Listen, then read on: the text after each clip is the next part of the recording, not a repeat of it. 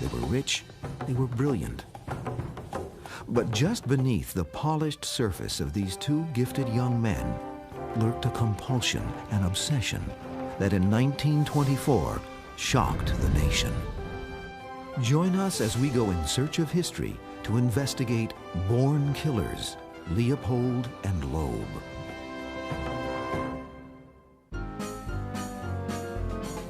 In the early 20th century, there were few big cities in America quite like Chicago. It was a vibrant metropolis teeming with European immigrants. But there was a darker side as well.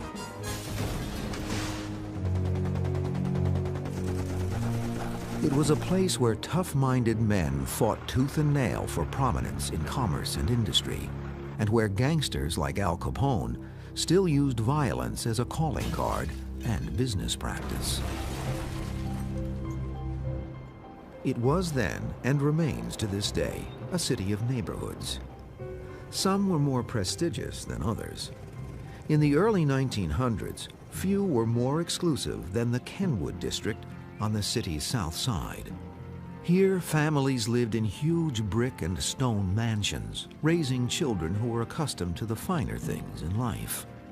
It was into such privileged households that Nathan Leopold Jr. and Richard Loeb were born. Kenwood was a very fashionable neighborhood, about to become unfashionable, but at that time it was still had an attraction for the wealthy families, particularly the wealthy Jewish families. They all went to the same schools, they all got to know each other in the neighborhood. The families of both Leopold and Loeb were extraordinarily affluent, even for Kenwood. Loeb's father was second in command at Sears Roebuck. He was worth probably $4 million, a lot more money then than it is now. Leopold's family, his father had made his money in shipping, mining. He owned a paper company. He had probably $1 million, so there was a lot of money. Though they grew up only a few blocks apart, Leopold, born in 1904, and Loeb, born a year later, were not close during childhood. Yet their lives were remarkably similar. Both attended elite private schools, both excelled academically. Leopold was considered a genius. His IQ was measured at 210. He spoke several languages fluently, was familiar with at least a dozen languages. This was a person who had graduated from the University of Chicago at age 17, was enrolled at Harvard Law School, a person who was a nationally renowned ornithologist, an exceptional mind. Richard Loeb was also very intelligent, although his IQ score didn't compare with Leopold's. It measured about 160. He was the youngest graduate in the history of the University of Michigan, and as I understand still is.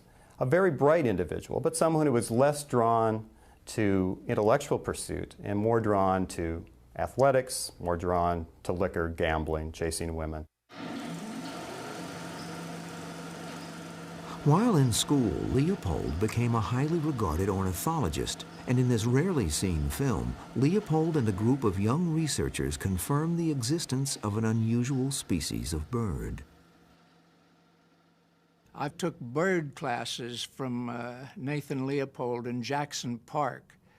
That was really the way I knew them as older guys, and word filtered down that they were nothing to trifle with. They were brilliant. Armin Deutsch was a few years younger than Leopold and Loeb, but was raised in the same neighborhood. My grandfather was chairman of the board of Sears. Mr. Loeb was vice chairman. They were virtually next-door neighbors. They rode to work every day. I was in the Loeb home often with, not Richard Loeb, but he had a younger brother, Tommy, who was in my class at the Harvard School for Boys. Although they knew each other casually as teenagers, Leopold and Loeb formed an intense relationship when they enrolled at the University of Michigan. Though Leopold would later move on to the University of Chicago, their relationship continued and became intimate, and they developed a mutual fascination with criminal conduct. They both went up into Michigan together, and they were on the train together. In fact, they had their first sexual experience at that time, and while on this train, they sort of planned their first crime, which was signals and bridge, so that when they played bridge with their friends, they could cheat them. Cheating at bridge was a prank, but it went to the heart of a secret relationship that was evolving between Leopold and Loeb, allowing them to explore the moral and ethical gray zone between right and wrong. Nathan Leopold, in particular, had an active fantasy life.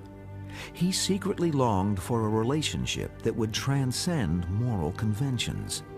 He believed this could be achieved only with a superior kind of being, and in Richard Loeb, he was sure he had found a handsome genius with whom he could share his vision. Nathan Leopold was obsessed with two things. One was Richard Loeb, of course, and the other was the philosophy of the German philosopher Friedrich Nietzsche. Nietzsche had a notion that great minds could overcome the bounds of conventional reason, conventional morality. Nathan Leopold was determined to show that he was that type of great mind who wasn't bound by conventional notions of reason or morality, and accomplishing what he hoped to with Richard Loeb, the perfect crime, would be one way he thought of demonstrating that. Leopold and Loeb embarked on a daring and increasingly dangerous double life. To the outside world, they were arrogant but well-mannered high achievers who were capable of just about anything. Secretly, though, they began committing petty crimes like vandalism and shoplifting. Before long, they graduated to arson. But they were frustrated that their exploits never made it into the newspapers. They had proved that they could be criminals and not get caught. They also burglarized several fraternities at the University of Chicago, and the next step was to commit the perfect crime. Their relationship of mutual dependence and their fascination with crime was feeding a need for greater and more satisfying thrills. There is some kind of a synergy between Leopold and Loeb, that both of them brought something to the relationship and egged each other on. And certainly we know from studies of gang behavior that when people get together, they do things that they wouldn't do by themselves. It attains a kind of legitimacy that acting on their own wouldn't occur. Leopold was in love with Loeb, and he would do whatever Loeb wanted him to. It was really sort of the two of them worked together. By the winter of 1923, Leopold, just 19, and Loeb, 18, had begun the meticulous planning of the crime that would earn them infamy. When In Search of History continues, Leopold and Loeb become the first killers of the 20th century to achieve national notoriety. By early 1924, Nathan Leopold and Richard Loeb had committed a number of nonviolent crimes. But the thrill from these adventures wasn't enough. Now their intentions turned much more ominous.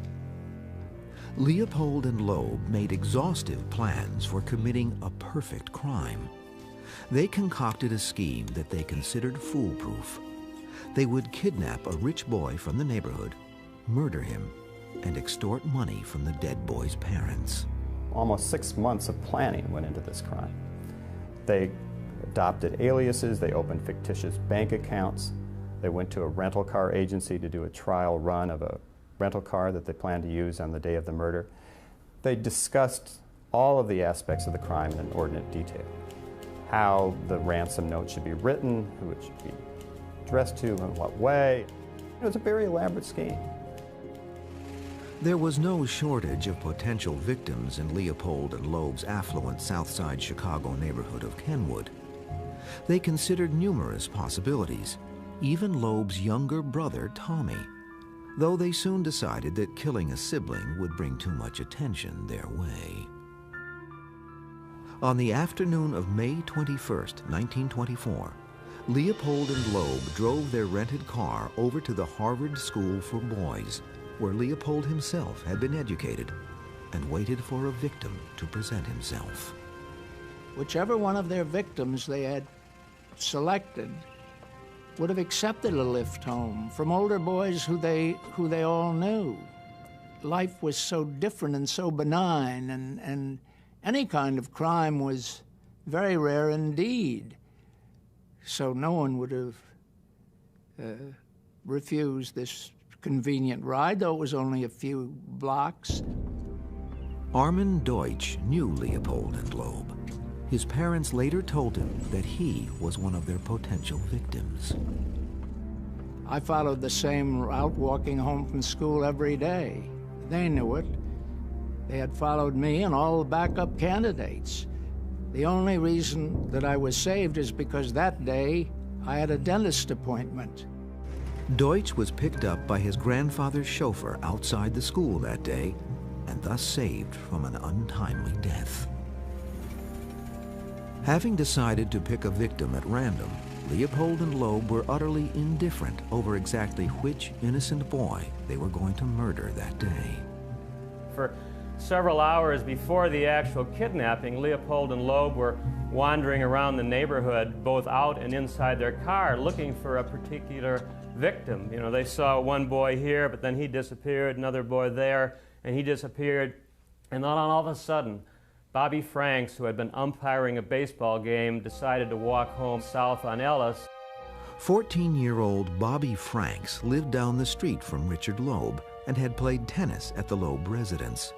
The two predators knew that Franks trusted Loeb and probably would not hesitate to accept a ride home.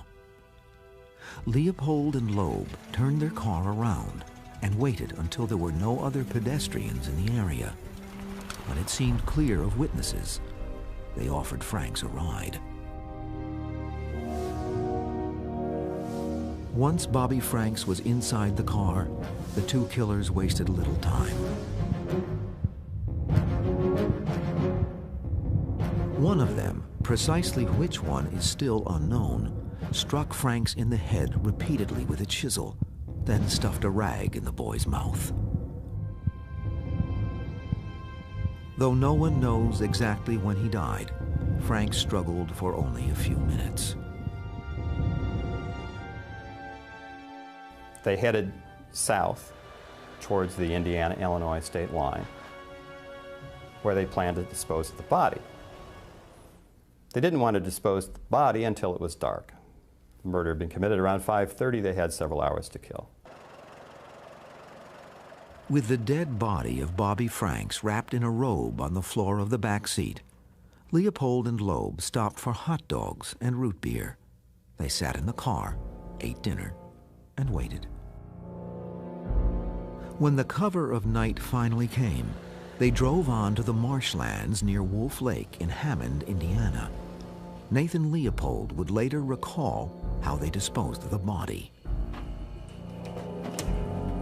Having arrived at our destination, we placed the body in the robe, carried it to the culvert. Here we completed the disrobing. Then, in an attempt to render identification more difficult, we poured hydrochloric acid over the face and body.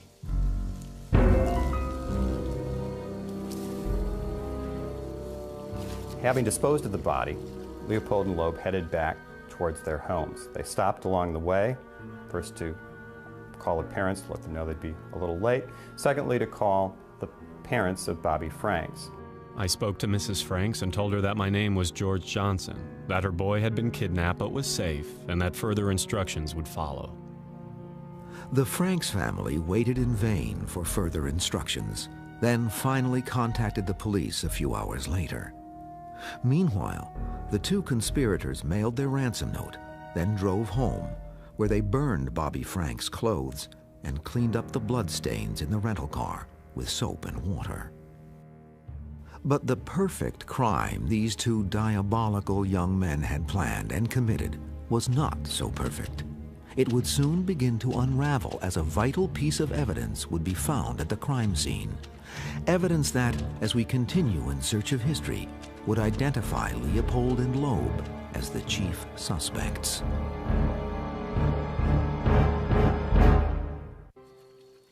Nathan Leopold and Richard Loeb had stuffed Bobby Franks' body into a marshland drainage pipe near Hammond, Indiana.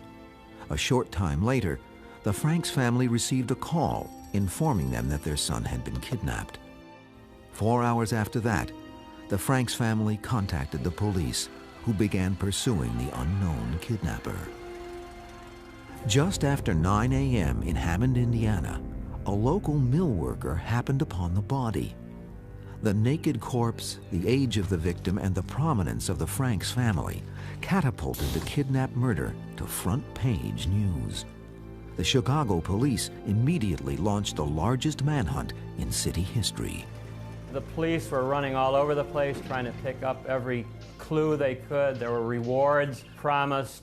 The reporters were flocking around like paparazzi, you know, hanging out in front of the family's houses, and the police were nabbing people, bringing some of the teachers at the school where Bobby Franks went to school, bringing them in, giving them the third degree, treating them rather brutally, as a matter of fact.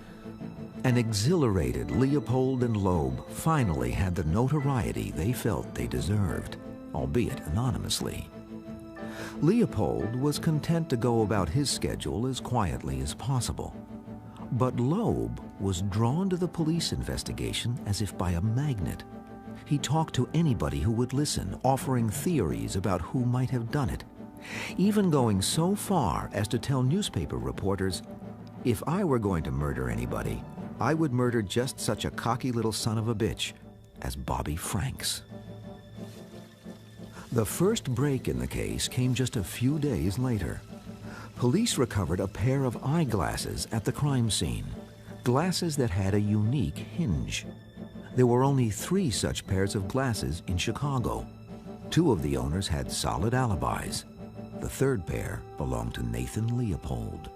State's Attorney Robert E. Crow quickly brought Leopold in for questioning.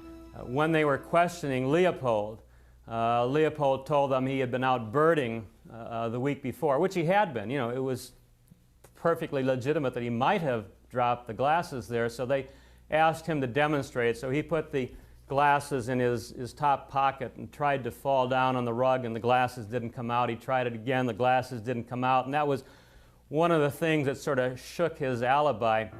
At this point, suspicions that Nathan Leopold was in fact the murderer began to mount. He was grilled extensively about what he said he was doing on Wednesday, May 21st.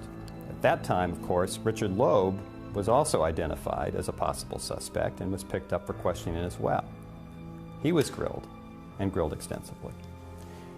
They kept denying any involvement with the crime, kept repeating this story.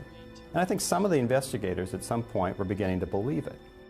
It seemed possible that Leopold and Loeb might still slip away from authorities. Then, 2 more critical pieces of evidence emerged. Tests revealed that a typewriter used by Nathan Leopold had typed the ransom note, and Leopold's chauffeur told police that the car which Leopold insisted he had been driving the day of the murder had in fact been in the garage the entire time. Now State's Attorney Crow and his investigators smelled blood. They confronted Richard Loeb with the damning new evidence. The smooth, polished Loeb cracked under pressure. On May 31st, just 10 days after the killing, Loeb provided Crow with a detailed confession of the murder of Bobby Franks.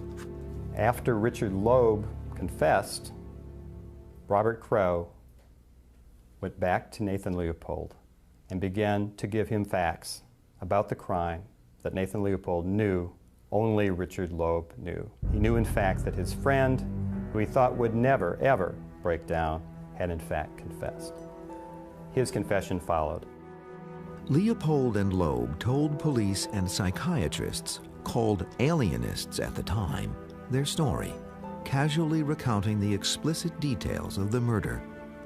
Their confession was clinical and unemotional, with a conspicuous lack of remorse for killing young Bobby Franks. One of the striking parts of the early interrogation of the defendants by the police was the way in which they talked about killing.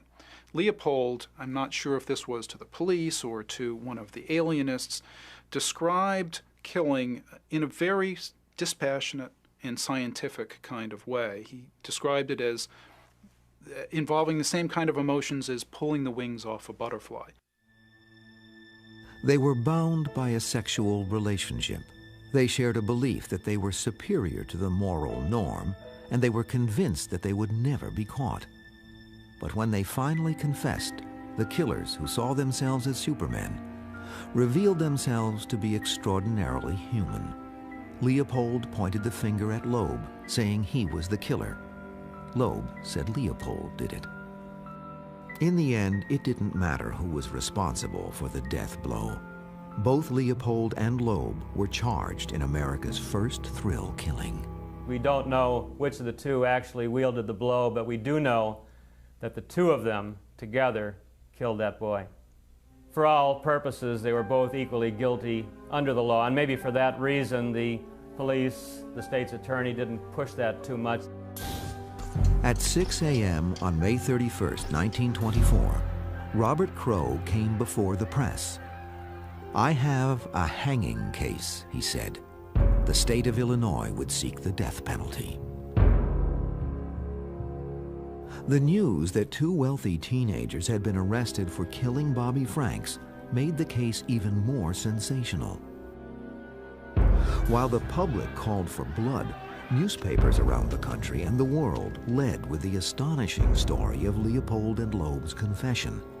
The public reacted with anger and revulsion. The devastated families of the two murderers quickly realized that their sons faced the gallows. The Loeb family, with money to spare, immediately called upon the finest criminal defense attorney in America, the famed Clarence Darrow.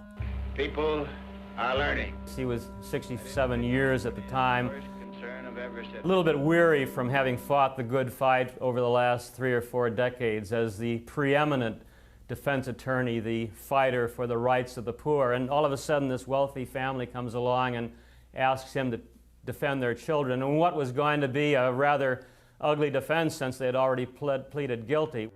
Rumors at the time had Darrow's fee pegged at $1 million.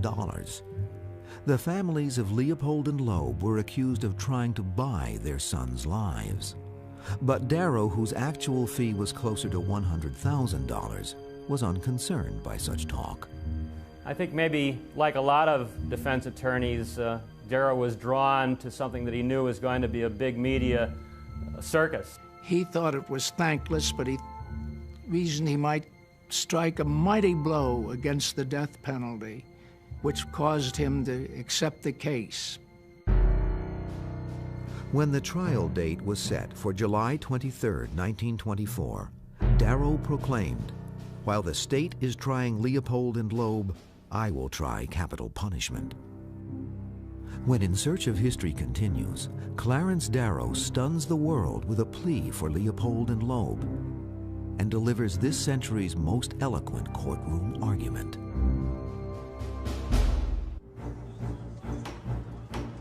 The trial of Nathan Leopold and Richard Loeb was now only days away. On July 21, 1924, their defense attorney, Clarence Darrow, revealed a bold plan for saving their lives. He stunned prosecutor Robert E. Crowe and everyone else by changing the defendant's plea from not guilty to guilty.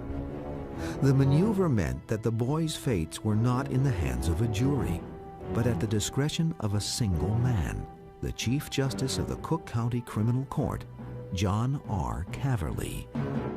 Clarence Darrow decided that he had a better chance making his pitch for life imprisonment directly to a judge.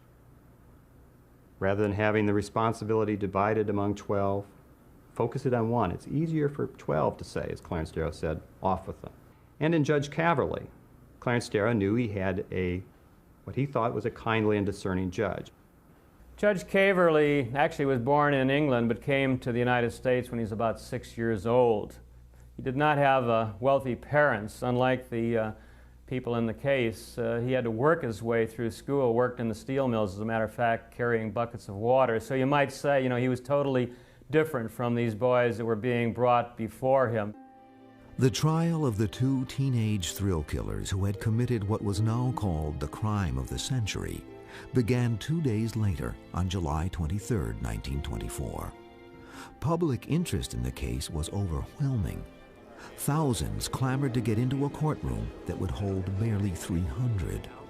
Every day there were mounted police holding back crowds of hundreds who wanted to get in, not just to get a seat in the courtroom, but to get at those guys. They craved a hanging. Though he was surprised by Darrow's pretrial maneuverings, State's Attorney Robert Crowe began the proceedings brimming with confidence. This looks like about as slam dunk a case as you could imagine. You've got confessions, you've got physical evidence, you've got a horrible crime. There's really no doubt whatsoever that these kids did it, and in many respects, they're not especially appealing defendants either, because who better to hate than a rich kid who's had everything? So it seems as if from the beginning the prosecutors got everything on its side. But there's one other aspect to the case that I'm not sure the prosecution quite appreciated, because it's a rather subtle point, and that is that high-profile cases are just plain different. They have a different dynamic to them, and you just don't know where it's going to go. Describing their actions as the most terrible criminal offense that has been perpetrated in this generation, Crowe put over 100 witnesses on the stand to prove that Leopold and Loeb were merciless, cold-blooded killers. Darrow's defense was largely based on the testimony of the psychiatrists, or alienists. He felt if he could prove his clients were not responsible for their own behavior, he could save their lives. Each brought their alienists into the courtroom, trying to make their points. Crowe's alienist trying to suggest that these were certainly not normal kids, not your all-American kids, but kids who were not crazy, knew exactly what they were doing, and were coolly rational and lacked remorse.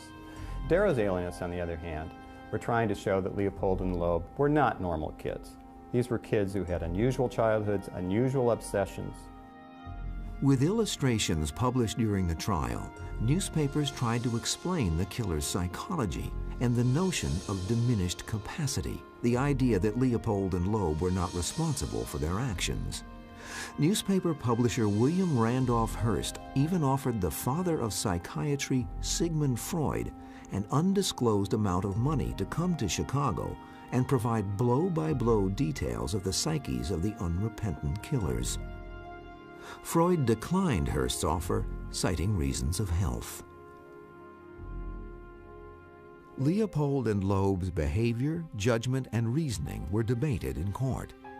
However, the sexual relationship between the two, shocking by the standards of the era, was swept under the rug by Judge Caverly for the sake of propriety.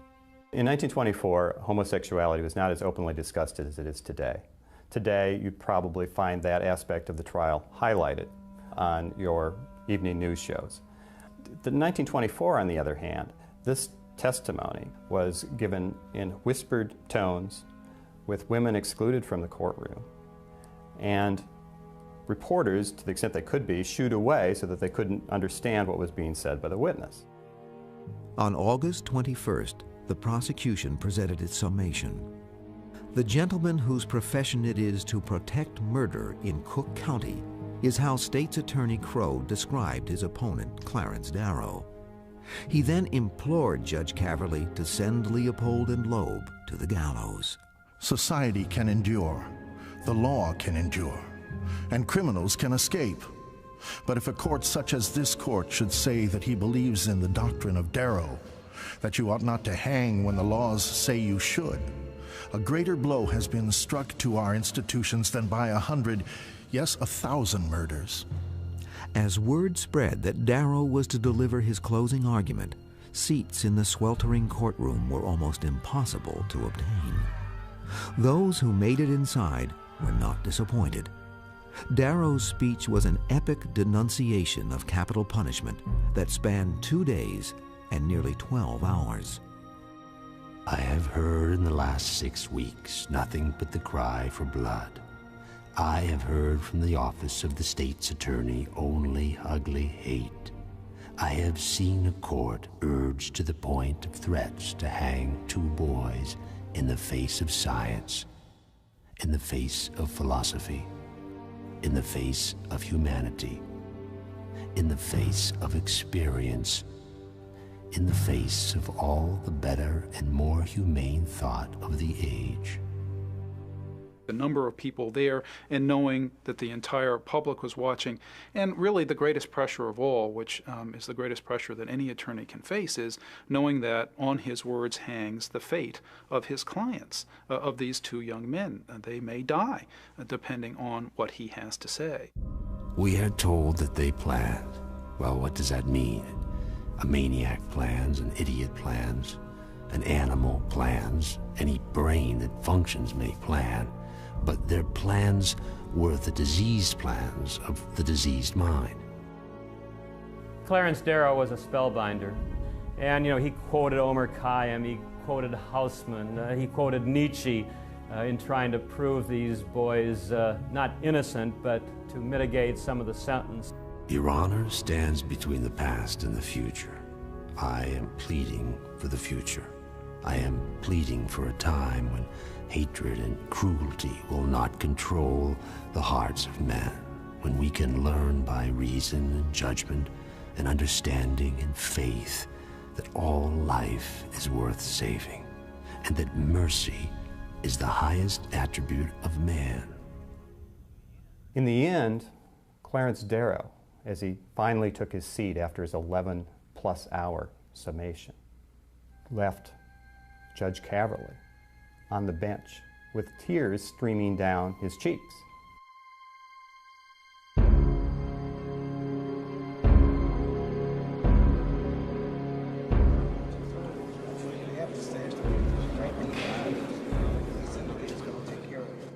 Three weeks later, Judge Caverly returned to the bench with a decision that would determine the fate of Leopold and Loeb. Early on, as he began to reject some of the arguments that had been made by Clarence Darrow, saying that he wasn't terribly impressed by the psychiatric testimony, people began to think it's hanging. But if they stayed around to listen, they heard Judge Caverly begin to talk about the young age of the defendants. And that ultimately turned out to be the basis for his decision, that he just did not think it was an appropriate punishment for 18 and 19-year-olds to hang them. There would be no hanging. Judge Caverly ordered the two young thrill killers to be imprisoned for life for the brutal murder of Bobby Franks and added 99 years for his kidnapping. The press reacted with scorn to Judge Caverly's verdict. Said one New York paper, "Law, the bastard daughter of justice, handed her mother a frightful beating in Chicago yesterday." Leopold and Loeb said goodbye to their families and were sent to the Illinois State Penitentiary at Joliet, where they expected they would quietly continue the rest of their lives.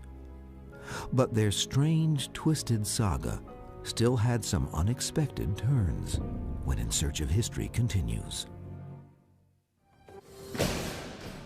On September 11, 1924, Leopold and Loeb entered Joliet Prison as perhaps the biggest celebrities the grim institution had ever housed. In an interview with newspaper reporters, an arrogant Leopold could not resist taking a shot at his fellow inmates. I suppose this wouldn't be so hard for some dull fellow with not much intelligence and no imagination and no real life behind him. That's what makes it so hard for me and Dick, I suppose. The incarceration of Leopold and Loeb meant an attempted return to normalcy for young Armin Deutsch, who had been targeted for death by the two plotters. When I went back to school in September following the crime, my family did their futile best to hide my tracks. I went to a different school. And the first thing that happened was a kid in my class asked me for my autograph. It was a precursor of the fact that this gave my life for many decades a kind of odd celebrity. People say, "Are you really the fellow they were going to kill?" Once inside prison, Leopold and Loeb were kept apart as much as possible. But they still managed to maintain their relationship. In 1925, authorities separated the two men. Leopold was transferred from Joliet to nearby Stateville. Everyone said, and it was widely written, that he would break under the strain of prison. Far from it. He turned out to be a model prisoner. He taught classes. He did everything to make himself valuable as an inmate. To some, Leopold was a shining example of penal rehabilitation. He worked in the prison hospital and organized the library. In 1931, Leopold and Loeb were reunited at Stateville, and together they established a school for the other inmates. They realized if they played along with the prison system, they might get better treatment than if they tried to bang on the walls and cause trouble, and that's exactly what they did. Leopold and Loeb faded from public view for several years. Then in 1936, Loeb was slashed to death by another prisoner, James Day, after Loeb allegedly tried to force Day to have sex with him. Loeb's violent death brought him back to the front pages. One reporter commented that Richard Loeb, who was a master of the English language, today ended a sentence with a proposition. Nathan Leopold was notified that his friend was dying in the prison hospital and rushed to his bedside and was there at the time Richard Loeb expired. Leopold, meanwhile, slowly drifted into near obscurity, but maintained his busy prison activities. For a long time, Leopold probably accepted the fact that he would never be paroled, and then during World War II, he became involved in a project to try and cure malaria. Several of the prisoners volunteered to actually contract malaria so various drugs could be tried on them. Leopold was one of them. Although it had been unthinkable at the time of his sentencing, discussions about possible parole for Leopold began to surface. The brilliant schemer saw an opportunity and seized it. Leopold tried to redo his image. He made himself accessible to the press, which he had not done so for about 20 years. And he tried to present the fact that he was a model prisoner. Nathan Leopold, condemned for the slaying of Robert Franks 20 years ago, is a volunteer in a cause that deserves universal support. He went through several parole hearings unsuccessfully, but finally, in 1958, at the age of 53, Nathan Leopold was released from prison. Leopold had served just 33 years of the life plus 99 years sentence he had received for the kidnapping and murder of Bobby Franks. Now that he was a free man, Leopold pleaded with the press to leave him alone. Nathan Leopold wanted to live something like an ordinary life, although that certainly was not possible.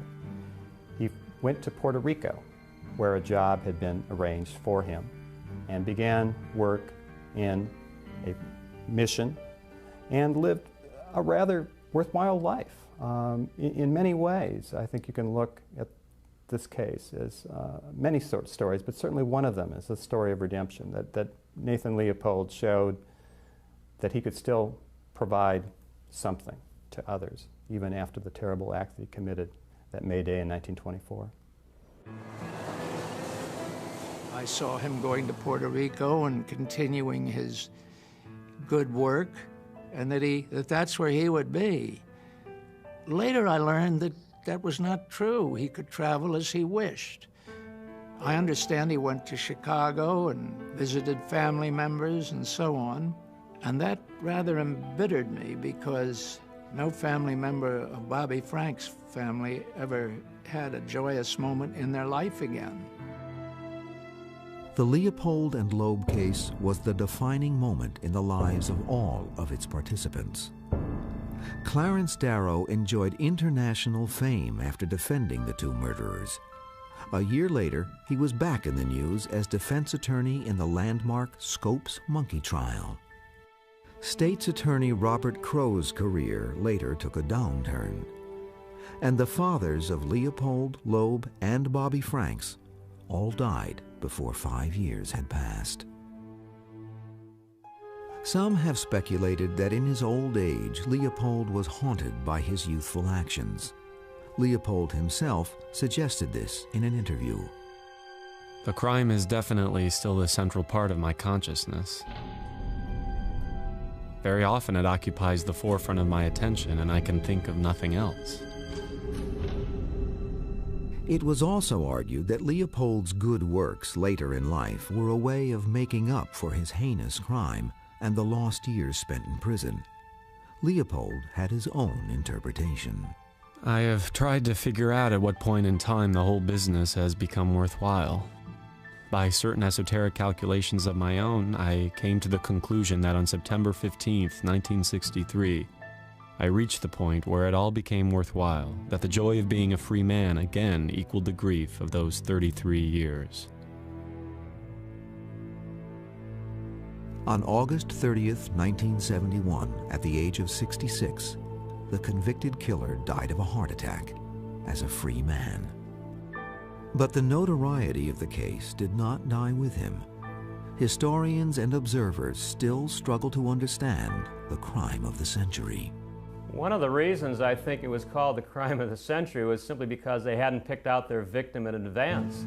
It was a random thrill killing. And a lot of mothers, when they realized this, became very frightened because it could have been their kid. I have my own definition of a crime of the century. It's a crime that is so heinous and involves people who are in one way or another so celebrated that it draws the attention of the press and the public for more than the trial, but just does not go away. And I think the three crimes of this century will be the Loeb-Leopold case, the kidnapping and murder of the Lindbergh baby, and the O.J. Simpson case. Though it took place nearly 75 years ago, Leopold and Loeb's crime was distinctly modern. With its casual amorality, its shocking sexual overtones, and sensational media coverage, it foreshadowed the circus trials of the latter part of the 20th century, and reminds us that treachery and violence are always nearby as we go in search of history.